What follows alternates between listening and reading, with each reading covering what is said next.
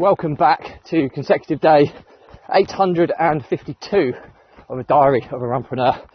Please remember that this is part of a fundraiser, so do give it a subscribe and a share. As the more people we get in front of, the more money we raise to save the lives of children by attempting the ultimate ultra marathon. All the information is in a link in the comments below, but it's wet today, so it's going to be an interesting one. Thank you for your support as always, and let's get started.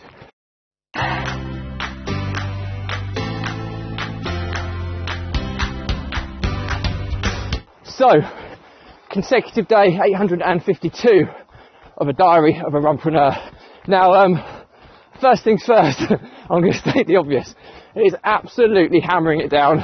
It's super windy, and I think this is a clear sign that the summer months are well and truly behind us. We're at the last day of September, so it is well and truly into autumn now. And yeah, it's going to be a tough few months of running, I'm not going to lie. And interestingly, when you start, people say, oh, running streaks, you know, they have their opinions on running streaks. But it's days like today that will separate the hardcore running streakers and the people who just don't fancy it. Because it takes quite a lot of willpower to come out in this. It is grim. I'm soaked, I'm cold, even though I'm sweating, it's like hot aches I've kind of got, because my body's hot, but the amount of water that is seeped into my clothing is cooling me down really quick, and it's not pleasant. And I think I should give a big shout out to people who are running streaking around the world, because unless you live in a permanently tropical climate condition, well, not even tropical because you get monsoon in tropical, but warm weather conditions, it's hard. I mean, I live in the UK.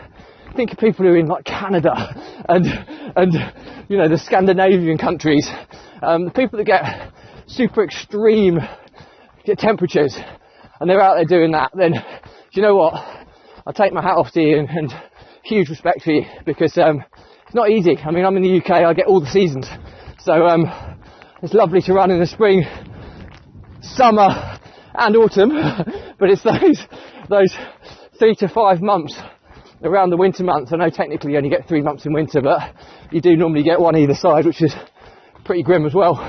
And yeah, it's just a different mindset. You dread going out.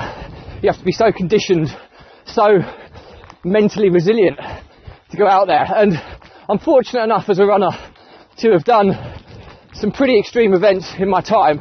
And one of my I can't remember the name of the book, but somebody who I respect and look up to immensely is David Goggins, and he's an ex-Navy SEAL, ultra-marathon runner, and he talks about a callous mind, and about when you're doing things that are particularly difficult, you know, it's about drawing upon those experiences in your memory bank where you had to dig super deep, and it's like those experiences create like a callus on your mind, similar to when you're lifting weights, and if you've lifted weights a significant number of times, you'll start to get calluses on the palms of your hands because they're hardened. I barefoot style run, so my feet, the skin's hardened on the sole. It's not grim because I wear socks, fortunately, but the sole of my foot is definitely harder than the sole of somebody who doesn't barefoot run. So it's that resilience, and that's what he says about finding it in your mind, because when you go out like day to day, it's grim, it's horrible, it's not enjoyable in the slightest. But I can tell you now, I did Equinox 24, it's just one of the experiences of my life where it is so grim, you know, hitting wall in a marathon. I draw upon these experiences and think, you know what, this is easy compared to that.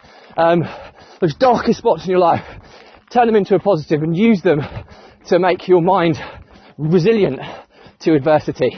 So that's the moral to today's story, is that when times are tough, and believe you me, the UK, some people say we're already in recession, we're about to go in recession if we're not already in it. The cost of living crisis is huge. People are going to be facing adversity and tough times, and you do have two choices. You can give up and bury your head in the sand, or you can address it head on and draw upon experiences in your life where you've dealt with hardship, and use that to mentally condition yourself to be resilient and move forwards. So, moral to the story, develop that callous mind and draw upon those experiences to drive you forward in periods of adversity. That's it for me today. As always, any questions or comments, drop me a line. I'll respond to everyone.